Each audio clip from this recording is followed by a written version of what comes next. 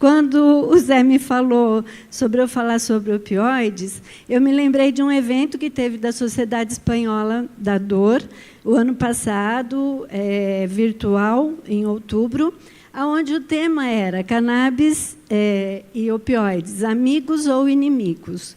Não querendo plagiar, porque eu vou dar uma outra abordagem, mas eu achei muito interessante esse termo. E pesquisando artigos para que eu pudesse me basear para desenvolver o que eu estava pensando, eu escolhi um onde era amigos, inimigos ou frenemies. E, no fim, eu vou sintetizar por que eu coloquei esse termo também como o título da palestra. Tá? Esse é o meu conflito de interesses e meu currículo, e eu acho que o conflito de interesses tem que ser bem especificado. Eu faço parte de board e dou palestras para inúmeras indústrias tradicionais e de cannabis, mas todas respeitam o meu pensamento científico, e por isso que eu concordo em participar. E ninguém está patrocinando minha apresentação aqui hoje. Bom, eu dividi o assunto numa breve introdução, um aprofundamento um pouquinho maior em sistema opioide, fazer uma breve consideração sobre sistema endocannabinoide e dor, porque nós já tivemos aulas brilhantes que me antecederam, e a maioria já tem um pouco de conhecimento nesse assunto. Abordar cannabis e opioides como amigos, como inimigos e algumas conclusões. Então, primeiro, como vocês viram aqui nas palestras anteriores, a dor crônica é um problema significativo de saúde pública, que causa custos enormes, impactos não só socioeconômicos, para o próprio indivíduo e para o governo. Estima-se que 1,5 bilhões da população global sofre de algum tipo de dor crônica. E a prevalência aumenta com a demografia. Por exemplo, incluindo a longevidade. Nós sabemos que a longevidade aumentou bastante e a pessoa é considerada idoso jovem atualmente pela OMS a partir dos 80 anos. Então, daí vocês veem como isso causa um impacto em termos de dor crônica. Por tudo que a gente viu aqui, e foi muito bem elucidado, nós sabemos que a dor leva a um sofrimento psicológico, físico e emocional. E isso tem impactos em importantes alterações fisiológicas, como alteração do sono, por exemplo, e também na relação do indivíduo. Leva a um isolamento. E, consequentemente a isso, nós vamos ter outras séries de alterações, assim como alterações que já são inerentes à própria dor. O tratamento farmacológico preconizado hoje é um tratamento multimodal, não só farmacológico, como não farmacológico, e multidisciplinar. Nós não vamos ter sucesso nenhum em um paciente se nós não fizermos com que ele mude sua conduta. Alimentação, como já foi falado, higiene de sono, atividade física, ele tem que ter noção da importância disso. E, na parte medicamentosa, nós preconizamos o uso de substâncias com mecanismo de ação diferente, onde nós vamos ter um efeito sinérgico e uma diminuição dos efeitos adversos. Então, maior eficácia e menos efeitos adversos. Opioides. Por maior crise de opioide que exista, e ela é nos Estados Unidos, nenhum outro país experimentou isso ainda, e foi pela forma como os opioides foram utilizados nos Estados Unidos da América. Eles são o pilar do tratamento da dor crônica ou da dor aguda, como bem acabou de dizer, doutor, agora, aonde eles entram no segundo e no terceiro degrau, dor moderada e dor severa. A escada analgésica ela foi feita em 1982, após uma reunião de experts, em oncologia para tentar unificar o tratamento. Talvez seja o primeiro protocolo de tratamento que surgiu. Hoje, ela é usada para dor aguda e dor crônica, oncológica ou não. Lógico que com as escolhas adequadas. E, independente de tudo isso que nós temos hoje, é imperativo, como nós acabamos de ver essa manhã, opções terapêuticas mais eficazes, novos alvos terapêuticos, novas drogas. Então, vocês já viram bastante a escada da Organização Mundial de Saúde. Cada vez eu tento achar um desenhinho diferente, porque é o que mais se fala, né? E sempre nós vamos entrar com os opioides a partir do 2º e 3º degrau, independente do que está sendo feito como coadjuvante de tratamento. Por quê? Porque uma dor de 4 a 7, de 8 a 10, ela não vai melhorar se a gente não escolher um opioide adequado para ela. Eles são o pilar de tratamento para intensidade de dor. A gente não fala em fisiopatologia da dor. E não importa se meu paciente tem uma dor da unha encravada, não teria tanto tempo, mas há 3 meses, de intensidade 8, eu tenho que acreditar naquilo que ele está falando, é como ele está sentindo aquilo. Então, tem indicação para opioide, sim. Intensidade de dor é o que o paciente refere, não é o que você imagina. Ah, seus exames são normais, é impossível o senhor ter uma lombalgia dessa intensidade. Então, aí nós estamos esquecendo tudo que foi falado até agora. Como o paciente manifesta o seu sintoma, a sua dor. E como que é baseado esse tratamento atualmente numa terapia multimodal?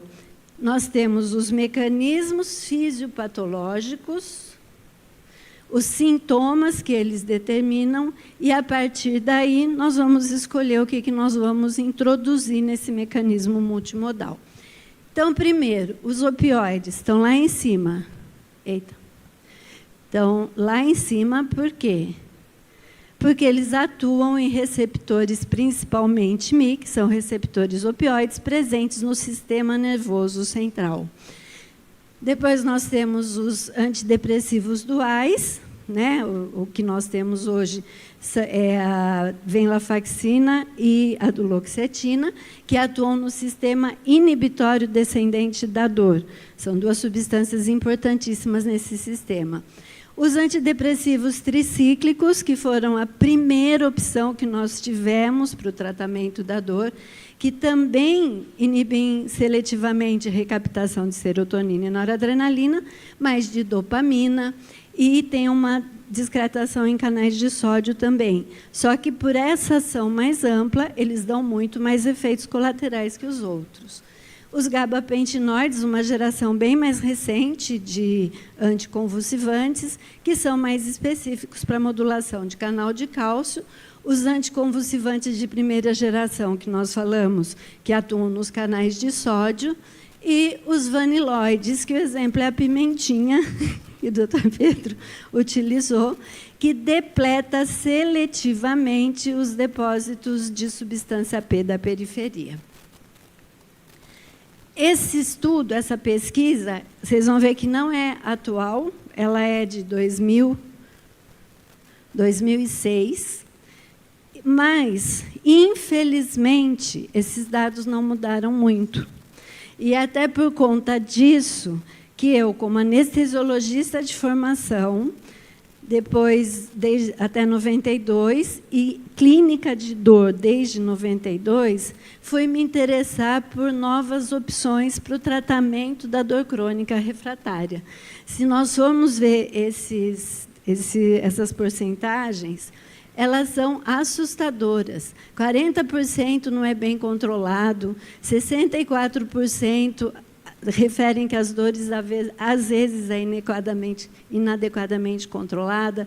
31% refere que a dor é tão intensa que não consegue conviver com ela. É aquilo que o Dr. Pedro Pierro falou. Quem tem dor, chega uma hora que pede para morrer.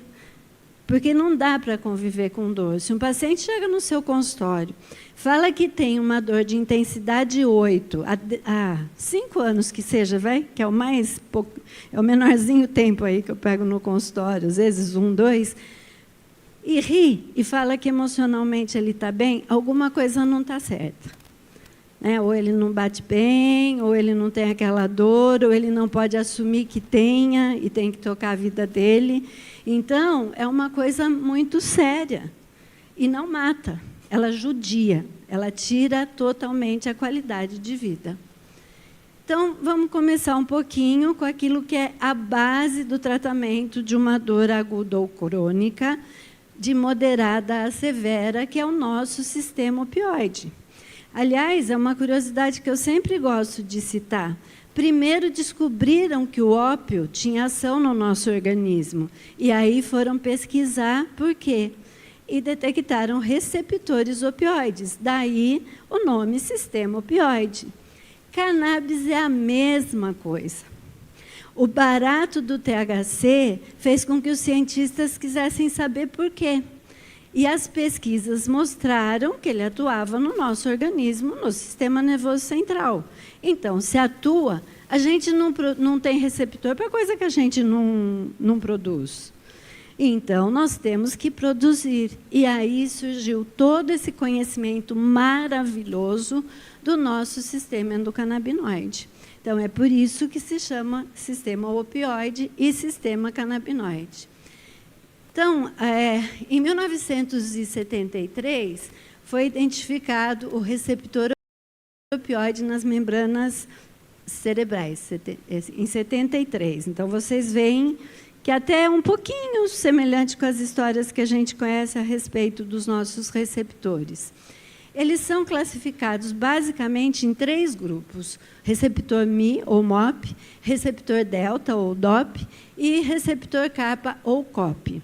Esses 3 receptores são sensíveis à naloxona e são ligantes peptídeos endógenos. Por que é importante a gente falar que eles são sensíveis à naloxona? Nós não produzimos naloxona, mas ela é um antídoto. Ela tira o efeito dos opioides no nosso organismo. Então, é importante porque a gente sabe que é ali que ela atua. E tem alguns estudos, não era o objetivo da aula, por isso eu não trouxe, que mostram que também a naloxona pode reverter a analgesia dos canabinoides em algumas patologias. Existe um 4º receptor, que é o NOP, ele é insensível à naloxona, ele tem já um ligante misto exógeno, mas que foi aprovado somente para prurido. Porque vocês sabem que uma das coisas que os pacientes se queixam num pós-operatório, quando você faz opioide no catéter, ou às vezes mesmo endovenoso, é prurido intenso. Por quê? Porque os opioides que nós utilizamos para a dor também têm ação, podem ter ação nesses receptores. Mas a ação primordial deles é nos receptores ligados à analgesia. E eles pertencem a uma família que quem trabalha com cannabis conhece bem, dos receptores acoplados à proteína G.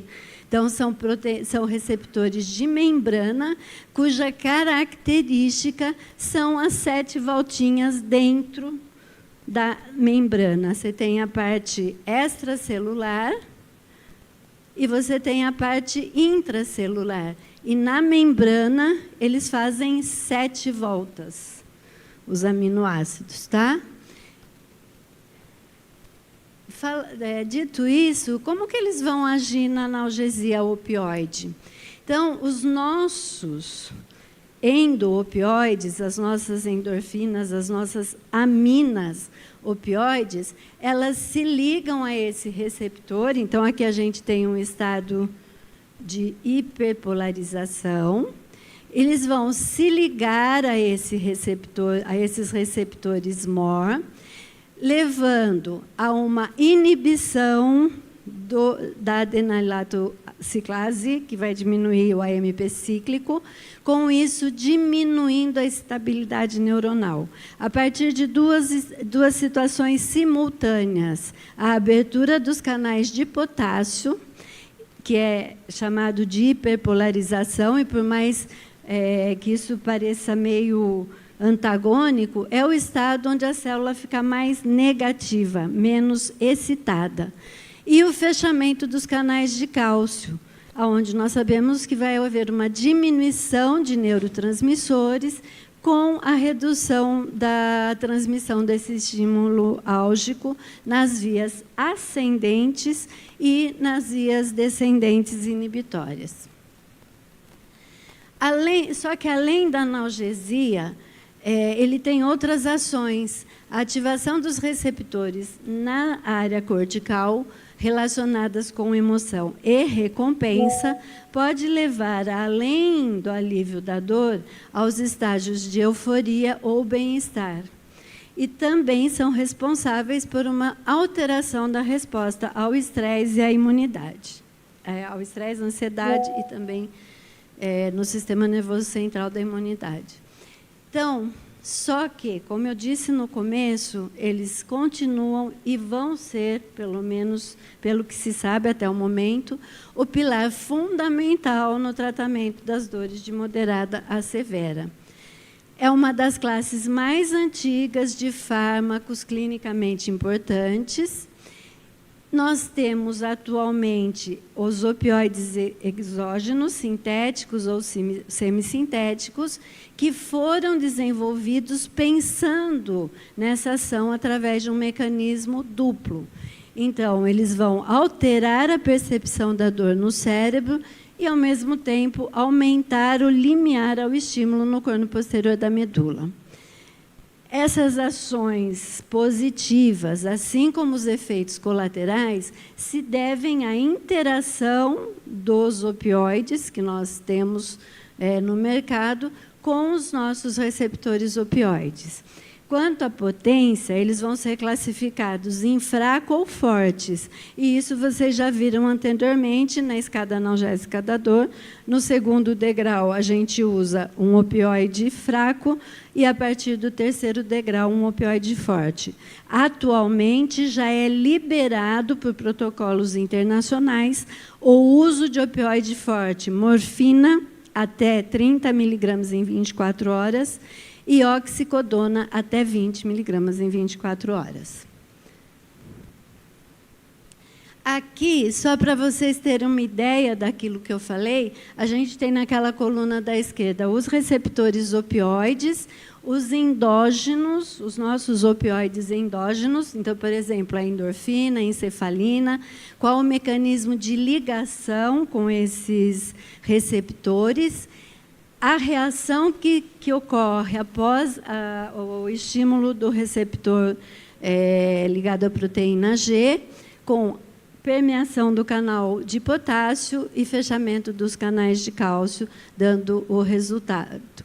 E ali nós temos o exemplo da morfina e do fentanil, que se ligam fortemente aos receptores Mi. Bom, como nada é perfeito, os opioides têm efeitos adversos, e nós sabemos que esse é um dos motivos de se tentar outras opções analgésicas associadas para diminuir o efeito adverso dos opioides. Os mais comuns são constipação. Constipação está presente em 99,99% dos pacientes que usam opioides, porque é uma ligação direta aos receptores opioides intestinais.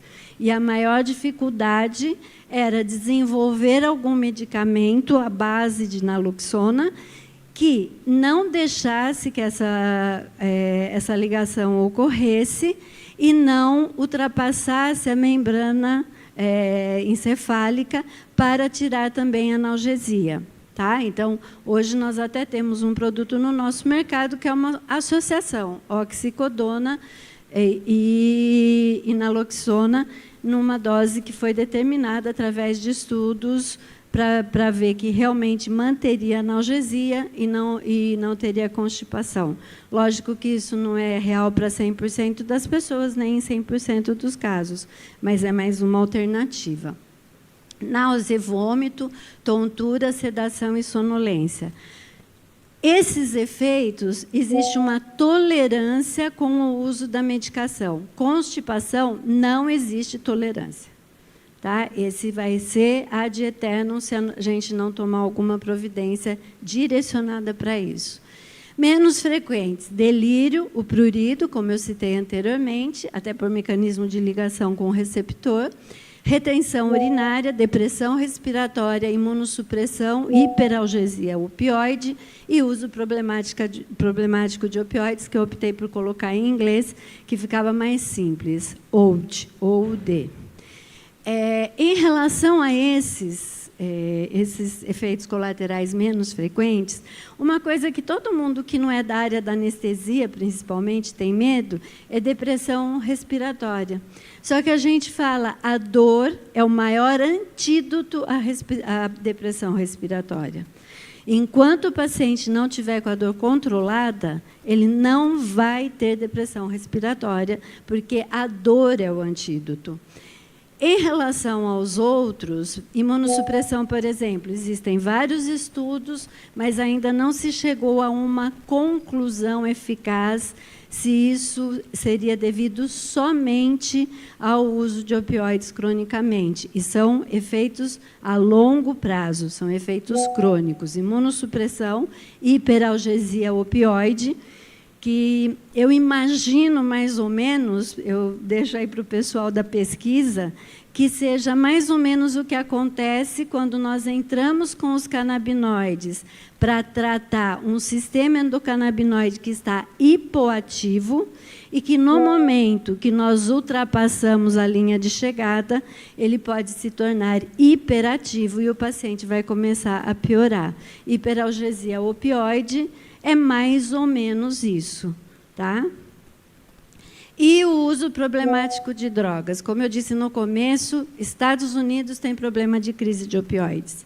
Isso não foi, nós vamos ver depois, cerca de 20% a 30% no máximo é por prescrição médica. O resto é porque você compra pela internet, você recebe na sua casa na calada da noite e assim por diante. Tá? Mas é uma coisa que tem que se considerar. Aqui no Brasil, a gente ainda nem sabe prescrever direito opioides, não prescreve nem quando deveria. Então, nós estamos longe de ter crise de opioides. E nos outros países onde a fiscalização foi eficaz, isso não está acontecendo. Bom, e por que ocorre o uso problemático de opioides? Por causa do envolvimento do sistema de recompensa. Uma das principais causas de mortes relacionadas à droga nos Estados Unidos, ou seja, é o uso problemático de opioides, desses, como eu disse, 20% a 30% por prescrição médica. E o que é? É a ligação do opioide com o receptor opioide, que são numerosos próximos à área de recompensa também, e a excessiva estimulação de dopamina nesse sistema, que nós sabemos que é a base do uso problemático de drogas. Tá? Então, aqui começa o primeiro ponto. Então não vou usar porque dá. Sabendo usar, não tem problema. Existem algumas regras que eu acho que deveriam servir de modelos, foram até estabelecidas pelo governo americano com a crise de opioides, para evitar isso. Quais são elas? Eleger o paciente correto para o uso de opioides. Isso deveria ser feito com canabinoides também. Um prescritor é que controla, porque o paciente tem que estar, o médico tem que estar acompanhando aquele paciente para detectar nos primeiros sinais o uso problemático de drogas e já tomar alguma providência. Mudar o opioide, aí existem condutas para isso, para essa diminuição ou droga de opioide. Isto também deveria ser feito pelos canabinoides, porque a situação é a mesma. Bom, Diante disso, surgiu uma escola de pensamento, para evitar os efeitos adversos de opioides, seja para usos terapêuticos e sociais.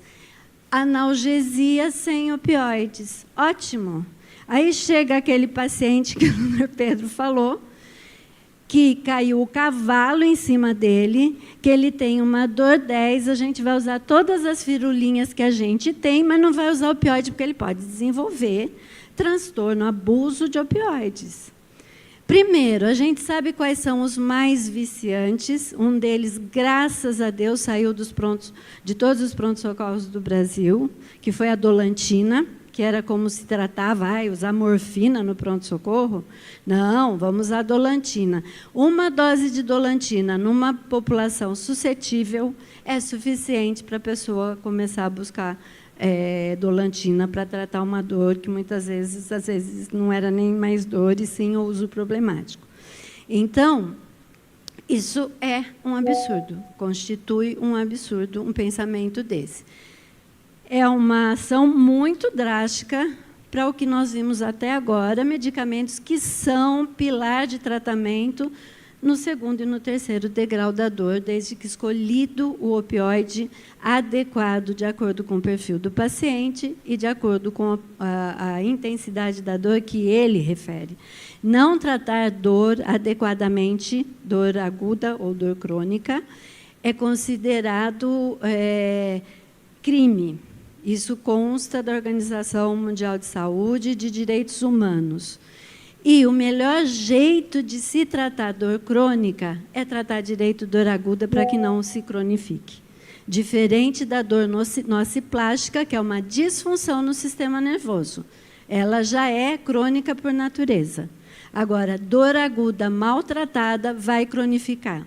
Não se sabe em quanto tempo, mas existem escolas de anestesiologia, grupos de anestesiologia, que já identificaram alterações nociplásticas após 4 horas de uma dor de intensidade de moderada a severa. Então, apesar de ser uma atitude nobre, diante do que os dados indicam, eles não reconhecem as limitações e lacunas que existem dentro de evidências da necessidade e não consideram a prática clínica. É muito bonito fazer isso, mas você que se vira com o seu paciente. Vamos tirar o opioide do mercado. Sistema endocannabinoide, gente, eu não vou ficar enxugando gelo, já foi falado bastante, mas é só para a gente ter uma visão da importância dele no nosso tratamento de dor crônica.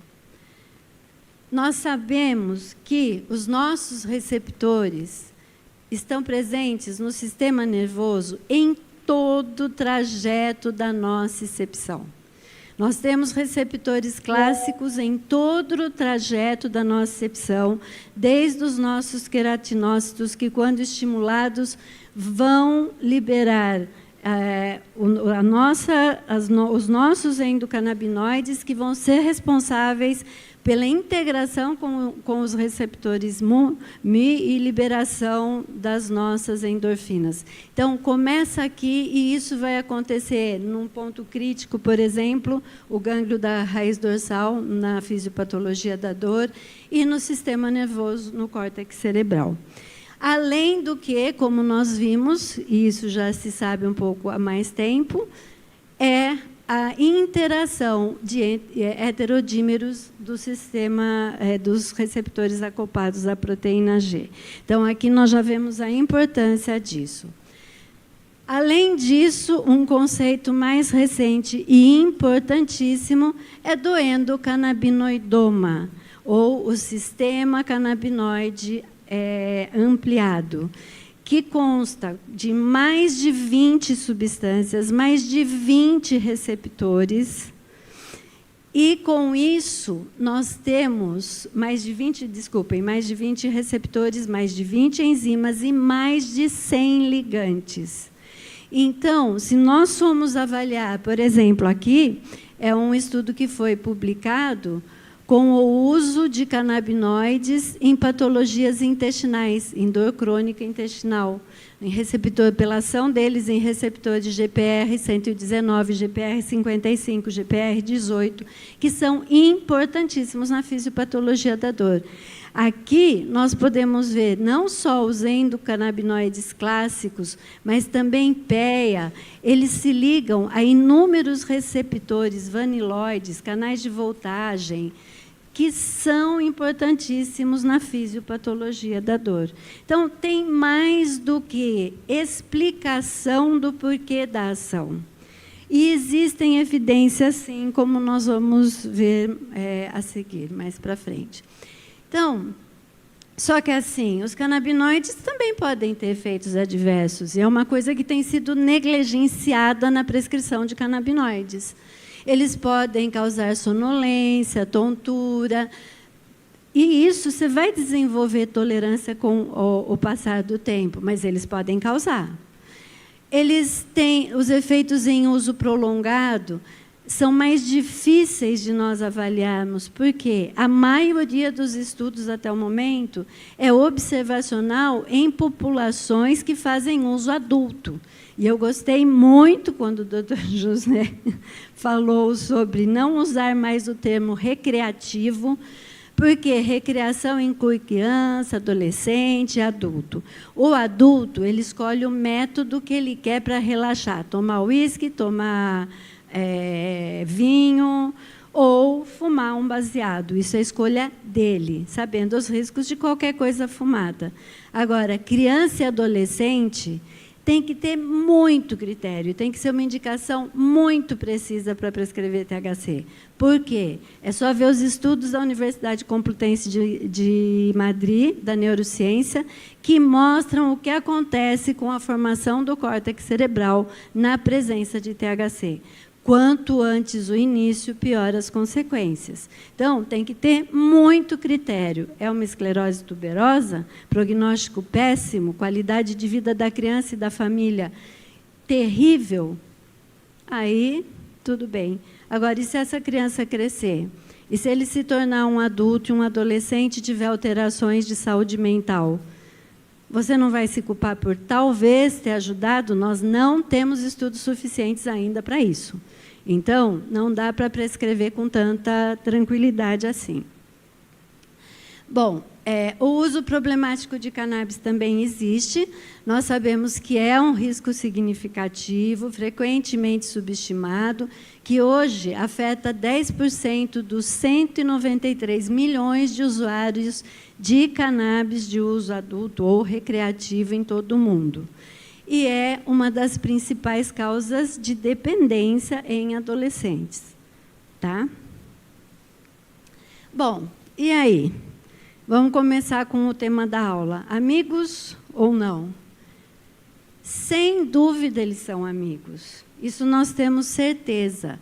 Vários estudos, não temos evidência científica, lógico, foi uma droga que foi proscrita em 1941 da Farmacopeia Internacional e estava presente, inclusive, na Farmacopeia brasileira, e que os estudos tiveram que ser feitos meio que às escondidas durante anos.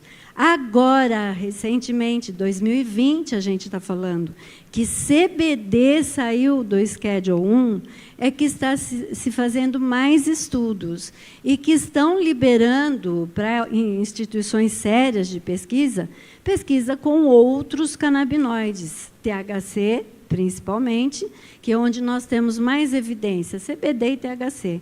CBG, agora, nós já temos evidências em humanos, evidências científicas, com estudos randomizados. Mas, fora CBD, THC e o CBG, o resto é pesquisa in vitro e in vivo em animais. Então, é muito arriscado nós utilizarmos nos nossos pacientes. São promissores, mas nós não temos respaldo para isso até o momento. Tá? Esse efeito poupador dos opioides enfatiza o uso sinérgico dos dois. Existem estudos para sustentar isso. E você tem melhora de eficácia com menor incidência de efeitos adversos, principalmente dos opioides, porque os canabinoides, os efeitos no começo são na maioria das vezes, leve a moderados e vai existir tolerância. E, dessa forma, eles se mostram grandes amigos, best friends mesmo. Então, aqui, eu trouxe um estudo que já é bem mais antigo, se eu não me engano é esse, deixa eu ver lá, que mostra 2005.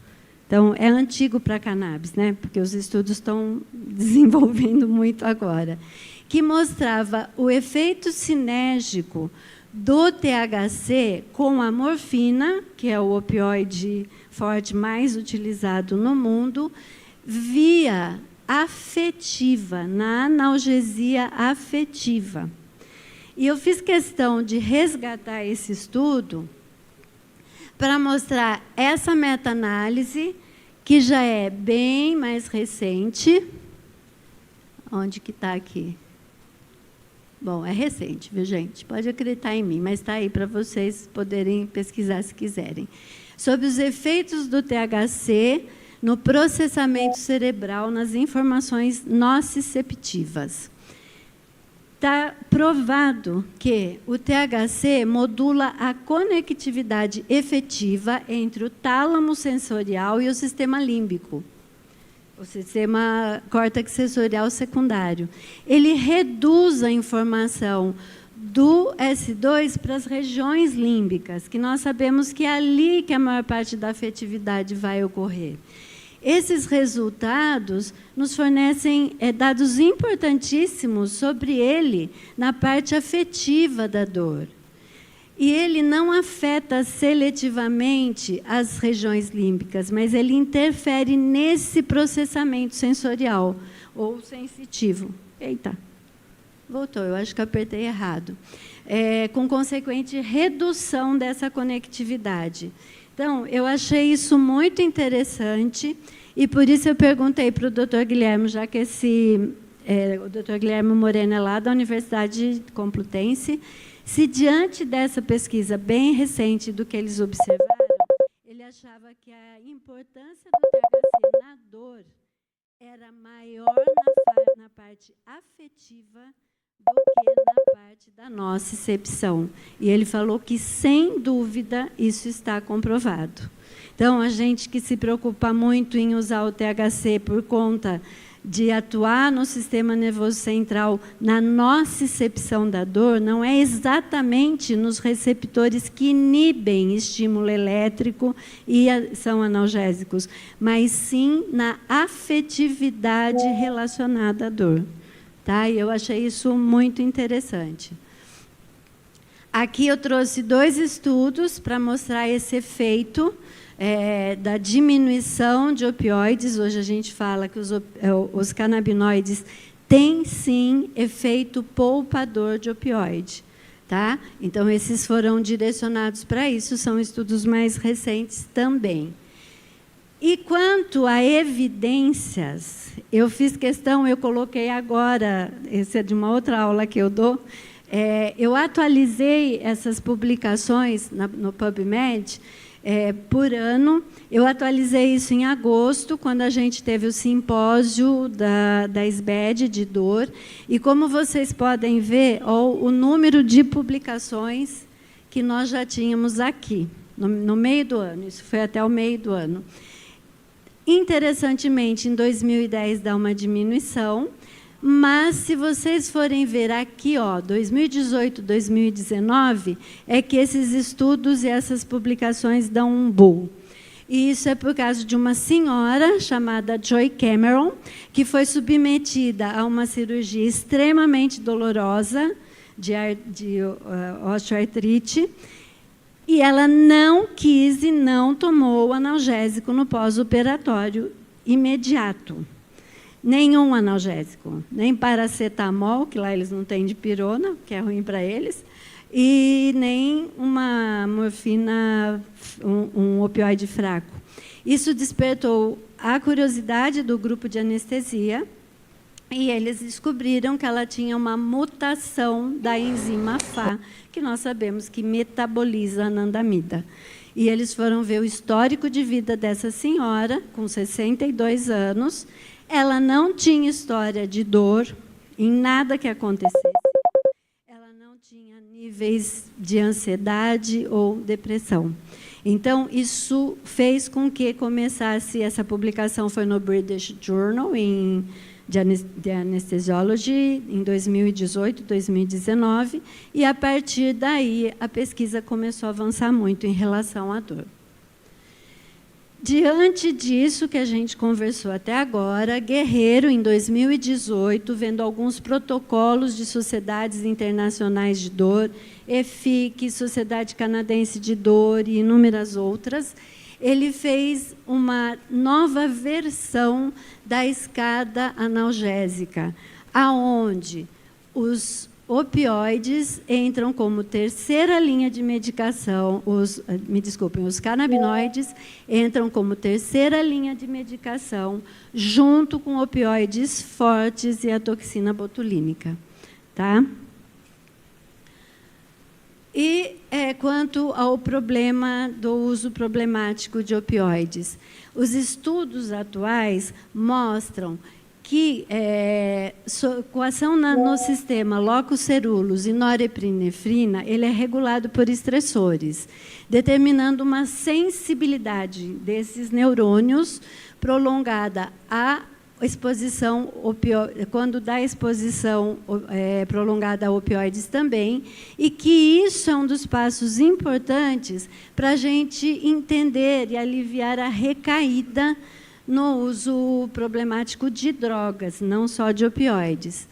O envolvimento do SEC nessa modulação desses neurônios pode atuar nessa excitabilidade do sistema de recompensa, com melhora da disfunção comportamental observada na ansiedade relacionada ao estresse e a dependência e a abstinência de opioides. Então, esse é um estudo bem mais recente, que mostra, pela ação nos receptores, o que acontece na presença de estresse e uso abusivo uso crônico, nem sempre abusivo de opioides, lógico que depende do perfil do paciente, né? E quando você administra,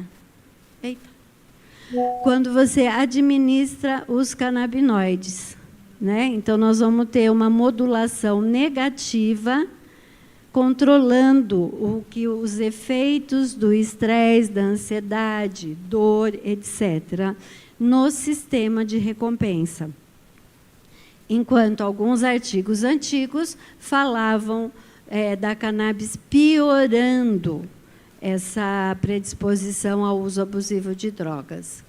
Agora, inimigos. Eles são inimigos? Vamos ver aqui. Um dos problemas para existir uma inimizade entre eles é a interação medicamentosa. E isso não diz respeito só a opioides e canabinoides. Nós sabemos que os canabinoides são altamente metabolizados pelo fígado, pelo citocromo 450, além dos mecanismos de glicoronização, que podem alterar a ação dos opioides. Então, em relação à interação medicamentosas, nós não temos ainda muitos dados. O que nós sabemos é que, por exemplo, a oxicodona, quando ela é metabolizada pela CYP2D6, ela se transforma em oximorfona, que é um metabólito ativo. E depois ela vai ser glicuronizada por essas UGTs. O CBD, ele inibe a UGT2B27. Com isso, em relação à morfina, que quando glicuronizada, ela vai dar um composto ainda ativo mais potente do que ela, nós vamos ter uma diminuição da potência analgésica da morfina. Em relação ao CBD, THC e CBN, que eles inibem a enzima e não o mecanismo de metabolização da oxicodona, nós vamos ter também uma diminuição do efeito analgésico da oxicodona, porque a ação dos dois como opioide depende também do metabólito ativo pós-metabolização. A metadona é muito mais séria. A gente sempre fala, você tem que ter mão para prescrever opioides, para prescrever metadona, porque tem uma meia-vida que varia de horas a dias. Tem uma capacidade de retenção no organismo por muito tempo. E aí, o que acontece? Ela é metabolizada por várias enzimas desse sistema. A principal é a CYP2B6. O CBD é um forte inibidor dessa enzima. Então, o que vai acontecer? Você vai ter aumento dos níveis sanguíneos de metadona, uma maior potência analgésica e, pelo perfil dessa droga, maior chance de efeitos adversos indesejáveis e graves, sendo que vai levar muito mais tempo para você reverter esse quadro pelo perfil dela. Então, ainda são necessários mais estudos em relação a esses que eu já falei, mas principalmente a outros opioides que são de uso frequente em nosso meio, buprenorfina, tramadol e codeína. Tá? Outra coisa um outro artigo que eu trouxe é esse que mostra uma associação entre as leis de aprovação da cannabis de uso médico e o uso abusivo de opioide com mortalidade. E isso se reverteu através do tempo. Qual foi a conclusão desse artigo? Falta de robustez nas descobertas anteriores, destaca os desafios de se controlar mensagens científicas em áreas políticas controversas. Nós sabemos que as instituições corporativas, várias delas, incluindo a indústria de cannabis medicinal, eles têm capacidade de